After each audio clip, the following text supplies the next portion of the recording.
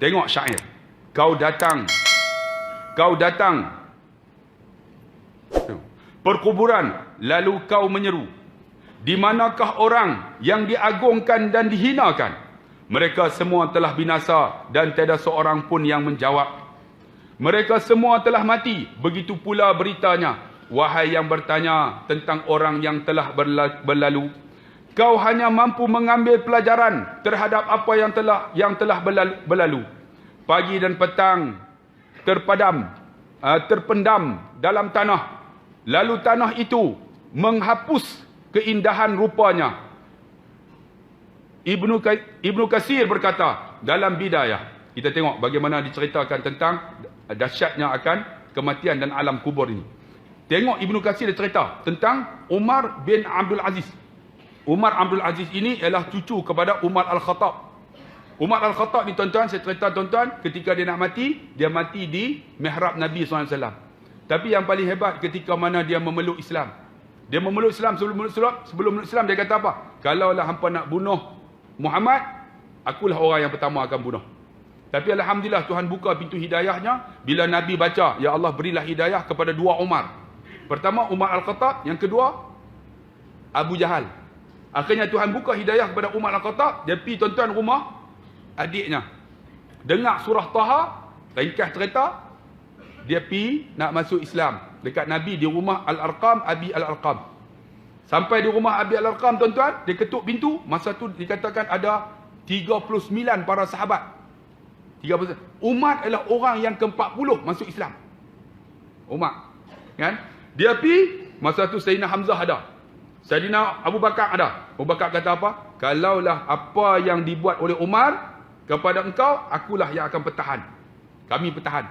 Akhirnya Umar masuk tuan-tuan, jumpa Nabi, terus masuk Islam. Bila dia masuk Islam, dia kalimah la ilaha illallah boleh mengubah keadaan. Kalimah la ilaha illallah yang dia ucap boleh ubah dirinya jadi orang yang teruk kepada orang baik. Kita kalimah la ilaha illallah ni ada lama dah. Tapi kalau tak berubah lagi, tak tahu.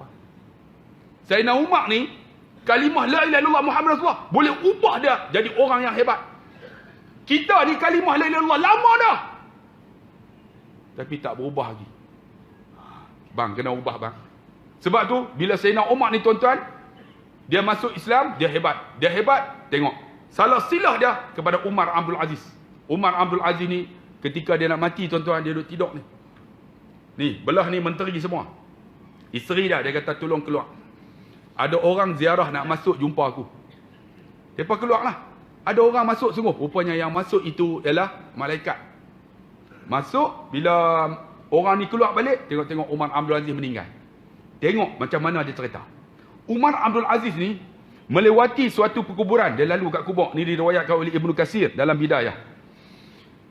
Umar Abdul Aziz melewati suatu perkuburan. Lalu dia mengatakan, wahai kematian, apa yang kamu perbuat terhadap para kekasih? Di manakah para kekasih? Di manakah rakan-rakan? Di manakah saudara-saudara? Di manakah teman-teman? Di manakah orang yang suka bergadang? Bergadang ni dalam bahasa Indonesia, maksud dia berhibur. Tulis. Bergadang tu berhibur.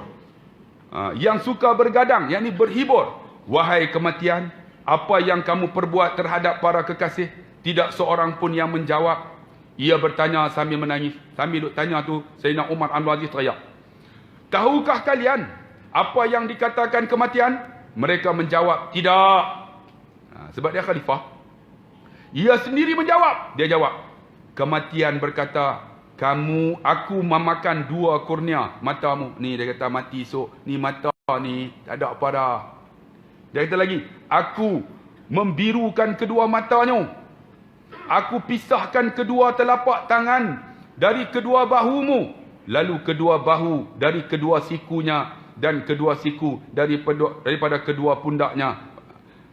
Seandainya seorang dapat selamat daripada kematian, nescaya Muhammad sallallahu alaihi wasallam telah selamat darinya. Tuan-tuan tengok Umar Abdul Aziz ni, dia pergi kat kubur, dia kata, ni hari ni mana kekasih hang? Orang tu duduk dalam. Bini yang kita sayang, tunggu kita tak kat kubur? Teriak ya. Bang, tak ada dah bang. Bang. Macam kawan saya, Ustaz Abu Bakar, duduk di Jeddah. Dia balik tuan-tuan. Ni kawan dia mati, dia mandi jenazah, semua dia buat. Bini ni, kawan dia ni duduk depan kepala. Habis dah abang, tak ada siapa lah nak jaga saya. Kawan duduk di depan, saya dah. Akhirnya menikah dengan ni Ustaz Abu Bakar ni, tuan-tuan, duduk di Jeddah. Nikah dengan kawan dia sendiri lepas dah. Tengok. Mati tuan-tuan, kawan ambil. Kekasih dia yang kita sayang, tak ada. Sebab tu orang perempuan kalau mati, ni, kahwinlah. Jangan susah hati. Sebab apa? Kakak, makcik akan bangun dengan mana suami yang paling soleh. Yang paling soleh. Dia kata, Alhamdulillah Ustaz, saya dua-dua saleh. Seorang Saleh bin Din, seorang Saleh bin Man. Yang mana paling saleh dengan sehati. Tapi orang lelaki, dia akan bangun dengan isteri-isteri dia. Tapi isteri-isteri dia ni, yang paling saleh akan jadi ketua bidadari. Abang angguk. Abang nikah? Dah lagi negara? Boleh. Seorang lagi. Nak mampu aku bertakut. Kita abang ni boleh tak? Tuan-tuan ni saya main ni balik. Ni katalah dia main ni tak main tu boleh bicara tu tuan-tuan. Ni tuan-tuan ni cerita pasal ni balik nak kereta. Ni kita bawa kereta muka macam ni. Ada apa marah. Tadi abang cerita pasal apa? Tu bini ustaz. Bini hatta ustaz lebih kurang tuan-tuan. Sebab dia marah sangat, tuan-tuan. Mana ada orang nak untuk dikongsi? Mana ada? Ada tak? Makcik nak tak? Nak, cik? Golek tentu lah. Memang tak nak, kan? Dan kita pun tak mau nak dikongsi. Tapi nak buat macam mana? Dah takdir. Tu ada pemarah saya. Sebab tu saya habaq lah ni nampak ni. Nak menikah dua senang.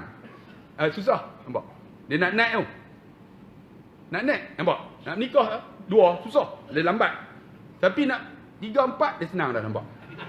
Tapi nak try ni, tu yang pergi menikah kat Siam. Lambat. Tapi bila dah ni, mudah. Kampung saya ada seorang tu, dia menikah 2. Bini tolong cari. Ni, duduk sebelah. Assalamualaikum. Telefon. Ni panjang tak? Nak makan. Panjang tolong saya. Ni, saya nak pergi cari nak pergi meminang madu saya. Bini saya duduk sebelah. Kita buat loudspeaker.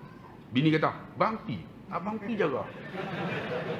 Ni kita dah abang, nak abang tak? Ni nak pergi kira tuan-tuan. Nak pergi kira untuk madu dia. Bini tak bagi lah. Dia kata, ni benda baik. Ni dia kalau dia pergi buat benda tak elok macam mana? Abang pi jaga. Lah kali saya kata, tak apalah. Telefon ayah. Telefon Pak Su Harun. Pak Su Harun apa? Mak Su pun tak bagi pi kak. Rupanya mak aku berhawai lagi. Mak saya marah dekat ayah saya. Pi yang jaga. Lain kali ayah saya tak pi, saya pun tak pi. Dia pergi meminang sendiri untuk menentu. Laki dah. Pergi menang. Alhamdulillah tuan-tuan, nikah 2 bulan. Keli. Lepas tu mai jumpa. Banyak macam mana nak buat? Dah aku tahan bagi dah. Okey lah. Last kali mai 2-2.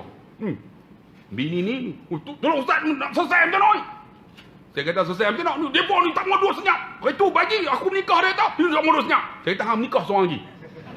Aku menikah seorang lagi macam mana? Hang menikah. Kami 2 orang pakat kerat terus dia kata. Ni tak cerita betul tuan-tuan. Kita mampu mengingat kerat ni tak tahu tuan-tuan. Tu yang aku takut tu tuan-tuan. Asyik bini tak main hari ni. Tidak malam ni tidur pegang lah tuan-tuan. Macam melawak. Nampak nak lena merapu lah. Nampak kau boleh lena. Sama. Melawak je lah. Makcik marah lah. Jangan marah. Melawak tu. Mereka boleh tikam tayar kereta. Bab ni pun tak. Tak mana sama. Lupa dah. Okey.